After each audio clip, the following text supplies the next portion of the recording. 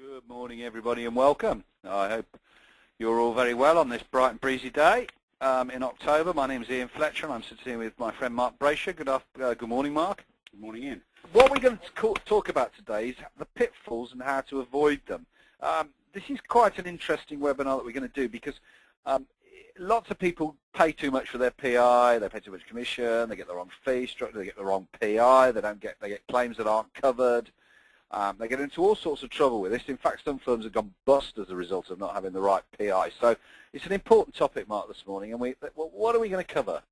It is, Ian, yeah. And what we're going to talk about today is, well, pitfalls. PI, we're currently enjoying a very soft climate as far as the insurance industry generally is concerned, covering PI and practically every other insurance that you can buy at the moment. Very soft market. There are consequences of that, which we're going to touch upon. We've got the upside of the low premiums, but we'll just talk through. You know, there is a downside as well. As part of that, there was an interesting report which came out, which was commissioned by PwC earlier this year, which is called "Tackling the Deficiencies in Corporate Insurance," which raises some interesting issues about corporate insurance, which of course professional indemnity is one. We're talking, we're going through the facts about material facts. There's some obligations under PI policies which not everybody's aware of, which we want to flag up today. Talk a bit about taxation work and the problems associated with that, as just generally the PI market update. Well, so what are the pitfalls then? Well, let's have a look at the summary of what we've got. Okay, as I said just now, it is an incredibly soft insurance market at the moment. What does soft mean? Prices means that yeah, the insurance market works in cycles, and at the moment we're at probably the bottom end of the soft cycle. Basically, there's so much competition out there that competition drives prices down. Okay, so you referred to this PwC report, "Corporate Insurance is Not Fit for Purpose," which is quite a shocking title, isn't it? Yeah.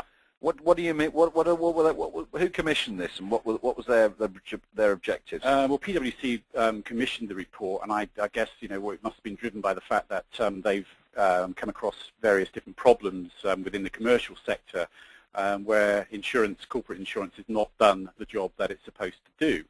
Now, these matters don't necessarily become public. Commercial insurance claims are not something which meet the press. So if a business has a fire and the fire claim is not paid by the insurance company for any reason, you may not necessarily get to read about that in the press. But I think the fact that PwC have commissioned this report obviously suggests that there are issues out there, and they wanted to dig a bit deeper and find out exactly what was going on. And what they found was quite interesting. I mean, they did.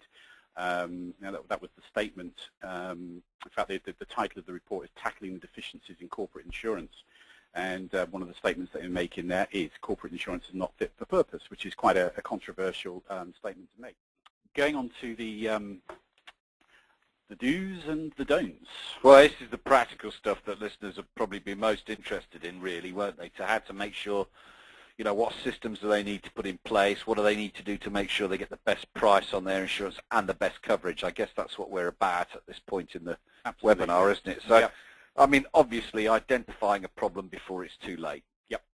It's that's the main cause of why a claim is not paid under the policy. Not the only cause, but the main one will be because it's been notified late.